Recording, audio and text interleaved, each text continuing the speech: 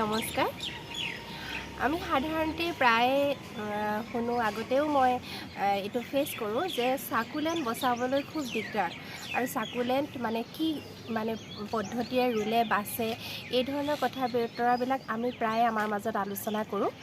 এতিয়া মই আপোনালোকক দুবিধ খুব জনপ্ৰিয় চাকুলেণ্ট মই দেখুৱাম। মোৰ কেইবাবিধো চাকুলেণ্ট আছে, কিন্তু আপোনালোকক খুব জনপ্ৰিয় চাকুলেণ্ট এই দুবিধ সাধাৰণতে মানুহে খুব বিচাৰি থাকে। দুইবিধ চাকুলেণ্ট মই কেনেকৈ ৰুইছোঁ আৰু কেনেকৈ ডাঙৰ হৈছে সেই মই চাকুলেণ্ট দুবিধ দেখুৱাম। এইটো খুব আলু খোৱা চাকুলেণ্ট, সেইকাৰণে ইয়াক তাৰমানে হেঙিং কৰি থ'লে বা এনেকৈ আনি পেলাই দেখুৱাবলৈ অলপ দিগদাৰ হয়। আচলতে এইটো মাদাৰ প্লেণ্ট হিচাপে মই ইয়াক ছিঙি ৰুওঁ, এনেকৈ ৰাখিছোঁ। এইটোকে দেখুৱাইছোঁ, এইবিলাক দেখিছে নহয়। মই এইটো মাদাৰ প্লেণ্ট কৰি পেলাই ইয়াৰ পৰা এনেকৈ ছিঙি ৰুওঁ। এইটো ইয়াত ছিঙিলোঁ, তাৰপিছতে আৰু এঠাইত আজি ছিঙিছিলোঁ, মানে আপোনালোকক ৰুই দেখুৱাম বুলি ছিঙিছিলোঁ। এইফালেও ছিঙিছোঁ। এইটো ডংকি ষ্টেল, আৰু ডংকি ষ্টেলৰ মন কৰিব চাব দেই, চাওক এইখিনিত যে ছিগিলে এইখিনিতে মানে নতুনকৈ আকৌ হয়, সেইটো আকৌ পোখাইছে তাতে। সেইটো এৰুৱাই নিদিব, তাতে পোখাব। এইটো চাওক ইয়াত হৈছে, তাৰপিছত এইফালে চাওক এইটো ইয়াত হৈছে, তাৰ পৰাই আকৌ ডাঙৰ হৈ যাব। সেইকাৰণে এইটো যদি হয় এৰুৱাই নিদিব।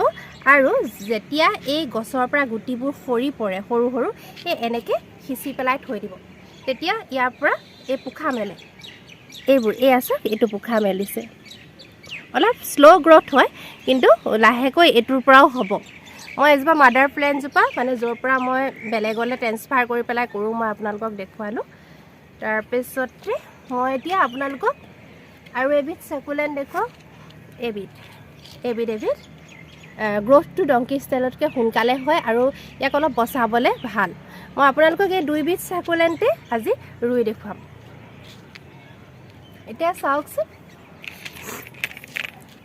মই এয়া পাত্ৰত অকল মিহি গোবৰ লৈছোঁ।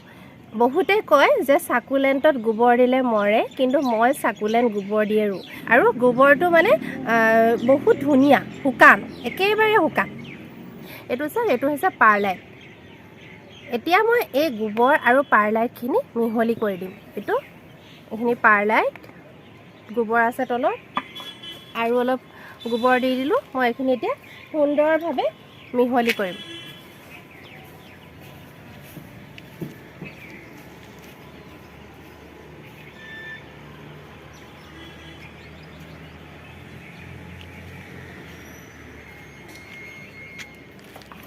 অলপ ইয়াত বাকি লওঁ, মাটিতে ঢালি দিওঁ। মাটিত ঢালি দিলে বেছি ভাল হ'ব।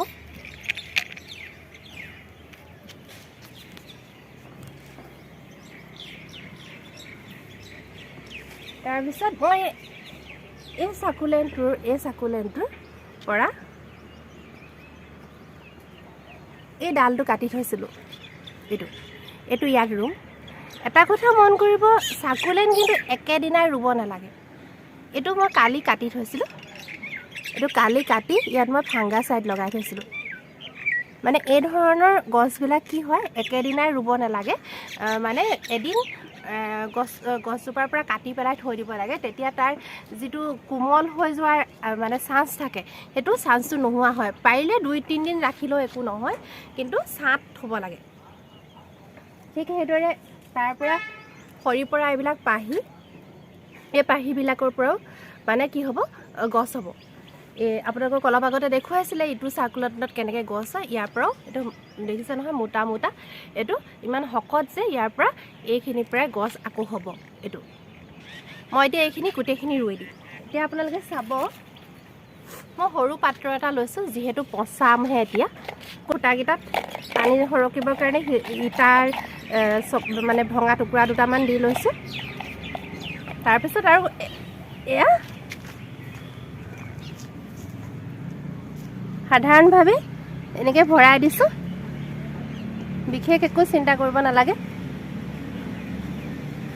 তাৰপিছত এই যিটো আছে এইখিনিলৈকে মই পুতি দিম। এই আঙুলিটোৱে এনেকৈ কৰি লৈ মানে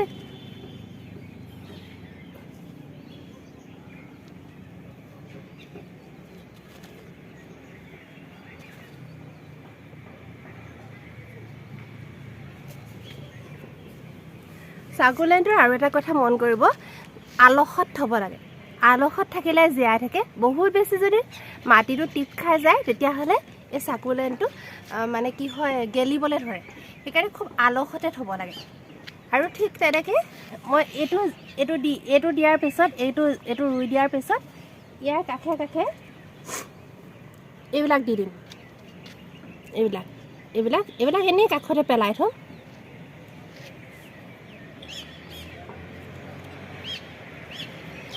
এইবিলাক এইদৰে কাষতে পেলাই থওঁ, তেতিয়া কাষৰ পৰাই গজিব পিছত।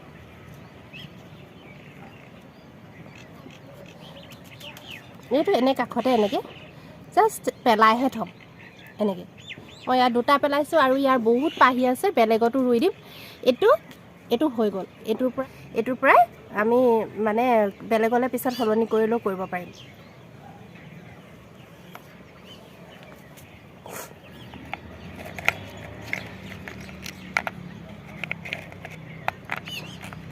ঠিক একেদৰে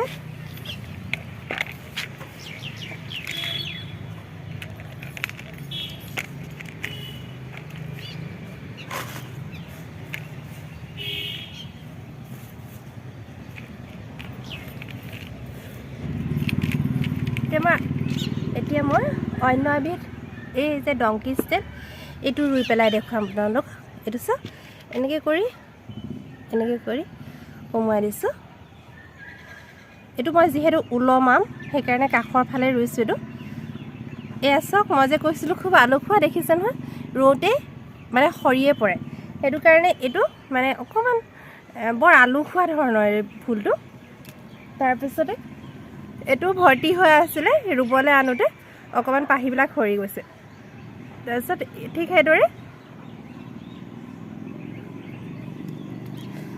এইটো ৰুই দিছোঁ। তাৰপিছত মই একেটাতে ৰুই দিম, কাৰণ মই এইটো ওলমাম বুলি ভাবিছোঁ।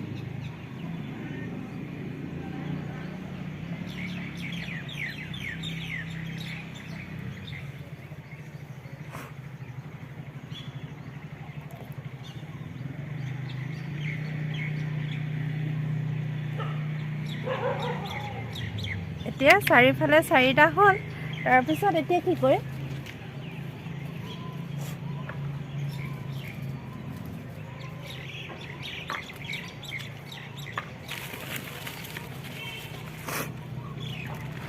এইখিনি দেখিছে নহয়, ইয়াৰ ছিগি যোৱা পাহি।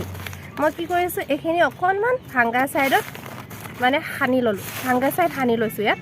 তাৰপিছত কি কৰোঁ, ইয়াৰ যিবিলাক খালী ঠাই আছে সেইবিলাকত লাহে লাহে এইবিলাক পেলাই দিম। আৰু মই অলপ আগতে ইটো সাকুলেণ্ট ৰুওঁতে কৈছিলোঁ, এই ডালবিলাক মই 3 দিনৰ আগত কাটি থৈছিলোঁ, ছাঁত থৈ দিছিলোঁ। তাৰপিছত ঠিক তেনেকৈ এইবিলাকো মই 3 দিনৰ আগতে সেই সৰি গৈছিলে কাটোতে। আৰু ঠিক এইদৰে মই পেলাই দিম, মানে তাৰ পৰা আকৌ তেতিয়া মানে নতুনকৈ পুলি ওলাই আহিব। আৰু পুলি ওলাই আহিলে ইচ্ছা কৰিলে বেলেগৰ ৰুওঁ বুলিলেও পাৰি। মই এইডোখৰ খালী জেগা আছে কাৰণে এইখিনিত মাজৰখিনিত বেছিকৈ দিছোঁ, যিহেতু খালী এইখিনিত বেছিকৈ আছে, মাজৰখিনিত বেছিকৈ দিছোঁ। তাৰপিছত কৰিব লাগিব এটা কাম, যেনেকৈ মানে গুটি সিঁচোতে যে আমি অলপমান যে মাটি ছটিয়াই দিওঁ, ঠিক তেনেকৈ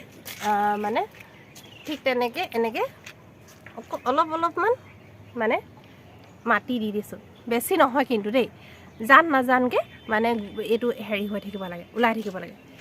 তাৰপিছত এয়া হৈ গ'ল, মই 2টা সাকুলেণ্ট ৰুই দেখুৱালোঁ আপোনালোকক। তাৰপিছত এইটো এটা। তাৰপিছত আমাৰ লাষ্টৰ কামটো থাকিলে পানী আজি পানী দিম। এইটো আজি পানী দিব লাগিব, যিহেতু ৰুইছোঁ। সেয়া আজি মই পানী দি দিছোঁহে।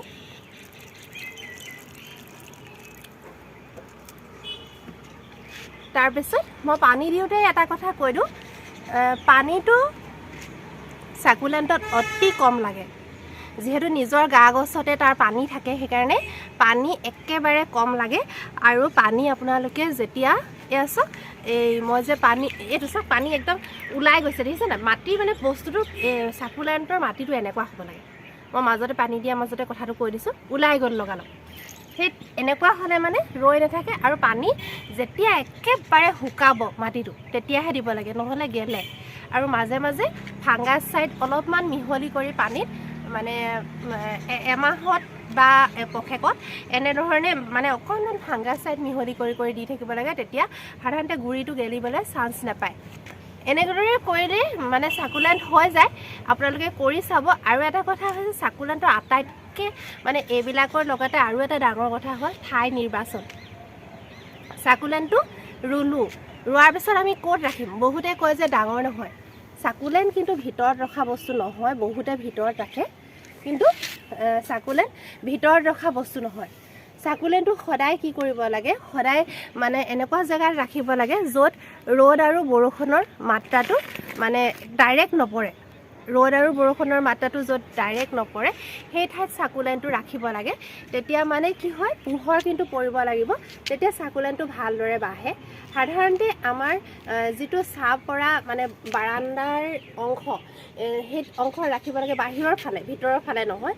প্ৰাকৃতিক মানে পোহৰটো পাব লাগিব, কিন্তু ৰ'দ আৰু বৰষুণটো ডাইৰেক্ট পাব নালাগে। ৰাতিপুৱাৰ মানে 1 ঘণ্টামান যদি ৰ'দ পায় বা 2 ঘণ্টামান ৰ'দ পায় একো নহয়, কিন্তু যদিহে সি মানে এই চাকুলেণ্টখিনিয়ে দুপৰীয়া ৰ'দটো পায় তেতিয়াহ'লে অতি সোনকালে চাকুলেণ্টটো মৰিবলৈ ধৰে। সেইকাৰণে আপোনালোকে মানে এই ৰোৱা মেলাখিনিৰ বাহিৰেও ঠাই নিৰ্বাচনটো খুব জৰুৰী। ঠাই নিৰ্বাচনটো ভালদৰে কৰি ল'ব, তেতিয়া চাকুলেণ্ট ডাঙৰ নোহোৱাৰ কথা নাই। ধন্যবাদ জনালোঁ। আজি মই সৰু সৰু 2টা চাকুলেণ্ট ৰুই দেখুৱালোঁ। আকৌ লগ পাম, আপোনালোকে মোৰ ভিডিঅ'টো চাব। ধন্যবাদ।